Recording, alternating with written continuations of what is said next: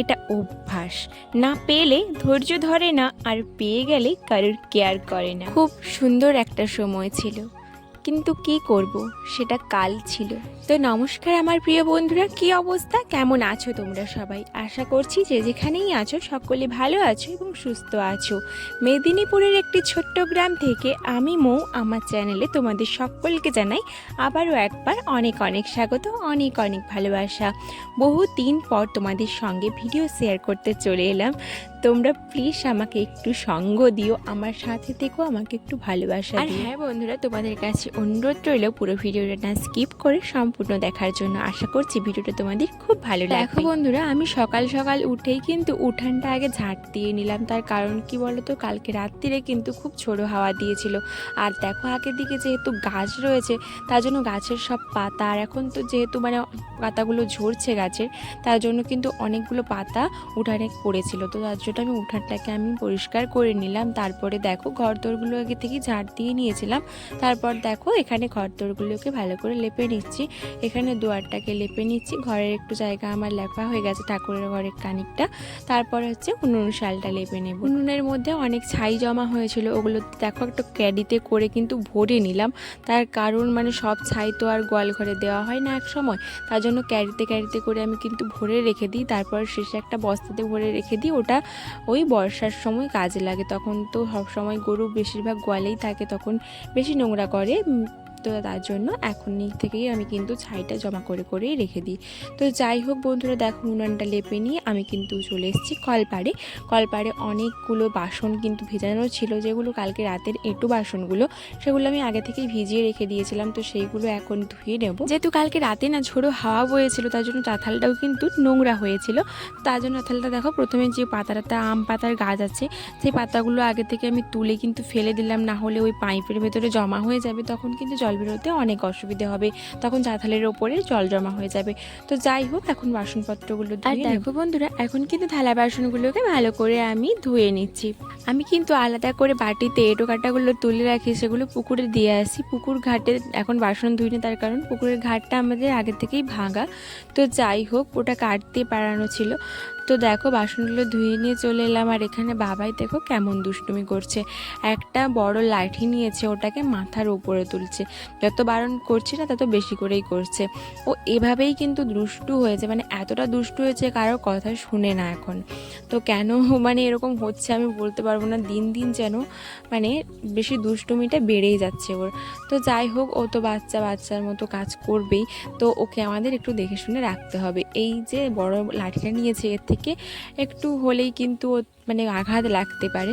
তো যাই হোক, ওর থেকে পরে কিন্তু নিয়ে নেওয়া হয়েছিল লাঠিটা। আর দেখো বন্ধুরা, এখন আমি কিন্তু গরুগুলোকে বের করে দিলাম। মা একটা বের করে দিয়েছে, আমি একটা বের করে দিয়েছি। তারপরে ছাগল ছানা আর তার মাটাকেও কিন্তু বের করে দিলাম।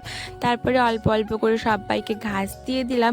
আর হ্যাঁ, আমার এখন একটা নতুন ডিউটি পড়েছে, এখন না আগে থেকেই করছি তোমাদের, যেহেতু আগে থেকে আমি এখন অনেক দিন হয়ে গেল ভিডিও শেয়ার করছি না, তোমরা হয়তো জানো না। তো আমি ঘাস কাটতেও যাই। তো আমাদের যেহেতু মাঠের সামনেই বাড়ি, মাঠের সামনে বলতে একেবারে মাঠের ধারেই বাড়ি, তার জন্য কিন্তু সবসময় কিন্তু ঘাস কাটার কাজটা একটা এক্সট্রা ডিউটি রয়েছে। তো যাই হোক, দেখো এদেরকে সব সেবা পূজা করে তারপরে কিন্তু আমি আবার ঘাস কাটতে যাব। ওদেরকে খেতে দিলাম, তারপরে বলছি না, এই যে দেখো ওরা তো সব এখানে রেখে গেছে, রাত্রির যে ছিল গরু ছাগল সব। তো ওদের এগুলো সব পরিষ্কার করতে হবে। তো খড়, ওদের গোবর সব কিছু কিন্তু পরিষ্কার করতে লাগবে। আর এখন একটু গোবর দেওয়াটা স্থগিত রয়েছে, তার কারণ বলছে যে নিম্নচাপ হয়েছে না কি একটা বললো, যে ঝড় বৃষ্টি হতে পারে আর কি, এরকম একটা আভাস আছে। তার জন্য কিন্তু আগে থেকেই আমরা গোবর দেওয়াটা বন্ধ করে রেখেছি, ঘুঁটে দেওয়াটা। তো যাই হোক, দেখো গোয়ালটাকে ভালো করে পরিষ্কার করে নিলাম ঝাড় দিয়ে, আর নোংরাগুলোকে বাইরে ফেলে দিলাম। আর এখন দেখো দাঁত মাজছি। তো বাবাইও আমার সঙ্গে দাঁত মাজবে, ও আড়ি করছে। কিন্তু কি বলতো, ওর কিন্তু আগে একবার দাঁত মাজা হয়ে গেছে। আর এখন দেখো বন্ধুরা, আমি চলে এসেছি কিন্তু চা বসাতে। চাটা বসিয়ে দিয়েছি, আমাদের ঘরে লিকার চা হচ্ছে।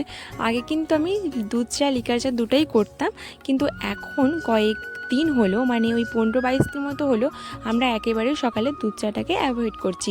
তার কারণ মায়ের খুব অ্যাসিডিটির ধাত বেড়ে গেছে, আর আমারও কিন্তু এখন চাটা খেলে কিন্তু আমি বেশি সহ্য করতে পারি না এই দুধ চাটা। তার জন্য একটু লিকার চাই খাই ইচ্ছে হলে, না হলে কিন্তু মানে বাদ দিয়ে দিই। তো যাই হোক, বেশিরভাগ শরবত টরবত এইসবই খাওয়া হয়।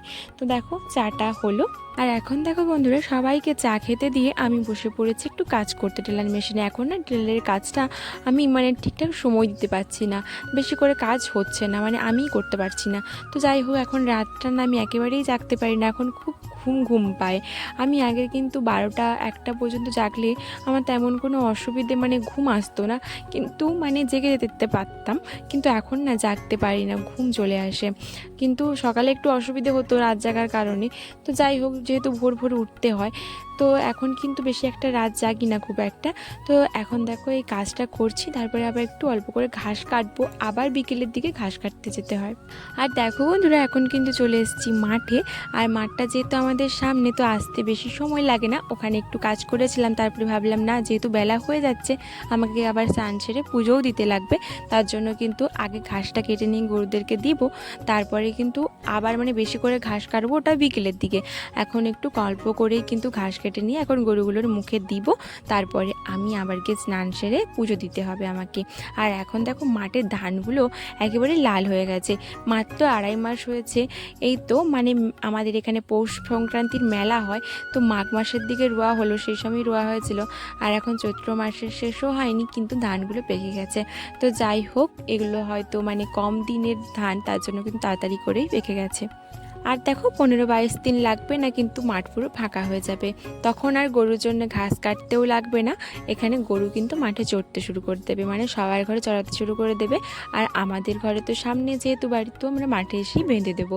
তো যাই হোক, দেখো আমি অল্প করে কিছু ঘাস কেটে নিয়েছি, এগুলো নিয়ে তো দেখো বন্ধুরা ঘাস তো কেটে নিয়ে চলে এলাম। আর এখন আমাদের গোমাতাগুলোকে সেবা দিয়ে দেবো। ওরা অধীর আগ্রহে আমার জন্য অপেক্ষা করছে। দা নিয়ে বা গামলা নিয়ে আমি যদি বেরোই, তাহলে ওরা বুঝেই যায় যে আমি ঘাস কাটতেই যাচ্ছি ওদের জন্য, ওরা কিন্তু আমাকে ডাকবে। আর দেখো এদিকে বরমশাই পুকুরে জাল ফেলবে বলে এসছে, কিন্তু জালটা উপরে গাছেই জড়ে রয়ে গেছে, আর কিন্তু মাছ একটাও পড়েনি। লাস্টে কিন্তু মা আর বরমশাই মিলে জাল টেনেছিল, তো ওতে কিন্তু কয়েকটা চুনো মাছ এসেছিল, মানে কয়েকটা নয়, মানে বেশ কয়েকটা হবে। তো ওইগুলো দিয়েই আমাদের রান্না হয়েছিল। তো যাই হোক, এখন দেখো কলপাড়ে এসেছি, আরও কলপাড়ের অনেক কাজ বাকি রয়েছে। তো বাসনগুলো মাজবো, অনেক বাসন ছিল সেগুলো মেজে নিয়ে গেছি, যেমন চাটা খাওয়া হয়েছিল তার বাসনগুলো ধুয়ে নিয়ে গেছি। এখন হাঁড়িটা মেজে নিচ্ছি, তারপরে কিন্তু জলগুলো ভরে রেখে আমি স্নান সারবো। তো বাসন ধোয়া জল ভরা কমপ্লিট, তারপরে স্নান সেরে এখন চলে এসেছি, মন্দিরটা ধোয়া মোছা করেই নিয়েছি অফ ক্যামেরাতে। তারপরে দেখো এই যে গাছের ফুলগুলো তুলে নিচ্ছি পুজো দেবো বলে। তো তারপরে দেখো মন্দিরের পুজোটাও দিয়ে নেব। আর ঘরের ঠাকুর রয়েছে, সেগুলো অন্ধকার, তোমাদেরকে শেয়ার করতে পারবো না। তো যাই হোক, ভিডিওটা অনেক বড় হয়ে যাচ্ছে, তার জন্য কিছু জায়গা আমাকে স্কিপ করে যেতে হবে। বলো তো, সব কিছু যদি শেয়ার করতে চাই ভিডিওটা, তাহলে 50 মিনিট 60 মিনিট লেগে যাবে, কিন্তু অত বড় ভিডিও তো করা সম্ভব নয়। এডিট করে আমাদেরকে অনেকটা ছোট করতে হয়, এমনিতেই স্পিড বাড়ানো হয়, তার মধ্যেখানে অনেকগুলো আমাদেরকে কেটে ফেলতেও হয়। তো যাই হোক, দেখো উনুনটা ধরিয়ে নিয়েছি, এখন ভাতটা চাপিয়ে দিচ্ছি, আর একটু আলু ভাজা করবো, তার জন্য আলুটা কেটে দেখো এখন ভেজে নিচ্ছি। বাবা মায়ের মুড়ি খাওয়া হয়ে গেছে, তো আমরা দুজনেই খাবো, আমি আর বড়মশাই, তার জন্য কিন্তু আলুটা অল্প করেই ভাজলাম। আর দেখো আলুটা ভাজার পরে চুনো মাছটা ভাজতে দিয়ে দিলাম, তার কারণ যেহেতু আমি উনুনটা ধরিয়েই নিয়েছি, তাড়াতাড়ি করে যাতে রান্নাটা হয়ে যায়, তার জন্য কিন্তু তাড়াতাড়ি করে আমি সবগুলো করে নিচ্ছি। মাছটা ভাজা হতে হতে আমার কিন্তু খাওয়াটা হয়ে যাবে। কথা বলতে বলতে এদিকে আমার রান্নাবান্না কমপ্লিট। তার কারণ কি বলো তো, অনেকগুলো জায়গায় আমি স্কিপ করে গেছি রান্নাবান্না, তোমাদেরকে কিছুই দেখাইনি। তো দেখো আমি নোটে শাকের ভাজা করেছিলাম, আর এই সময় নোটে শাকের ভাজাটা খেতে কিন্তু দারুণ লেগেছিল। তো যাই হোক, আলু মাখা করবো, তার জন্য কিন্তু অনেকটা পরিমাণ লঙ্কা পেঁয়াজ ভেজে রেখে দিয়েছিলাম। আর দেখো চুনো মাছের টক করেছিলাম, টকটা থেকে আমি আমটাকে আগে থেকে তুলে রেখে দিয়েছি, আর বাবার জন্য কিছুটা আলু ভাজা রেখে দিয়েছিলাম। তো আমটা আমাদের যেহেতু বলছিলাম অ্যাসিডিটির ধাতটা অনেকটাই বেশি, আমের টক খুব একটা হয় না, যেহেতু হয়েছে তবুও আমটা কিন্তু একটা দলে দিয়েছি, একটা কিন্তু তুলে রেখে দিয়েছি। বন্ধুরা রান্নাবান্না কমপ্লিট করে এখন বাসনপত্রগুলো ধোয়া মাজা করে নিচ্ছি, আর ভিডিওটা বেশি বড় করবো না, এখানে এই ভিডিওটা শেষ করছি। ভালো লাগলে একটা লাইক করো, কমেন্ট করে দিও। তো এখন তাহলে আসি, দেখা হচ্ছে পরের কোনো ভিডিওতে। ততক্ষণ তোমরা ভালো থাকো, সুস্থ থাকো, সবাইকে ভালো রাখো।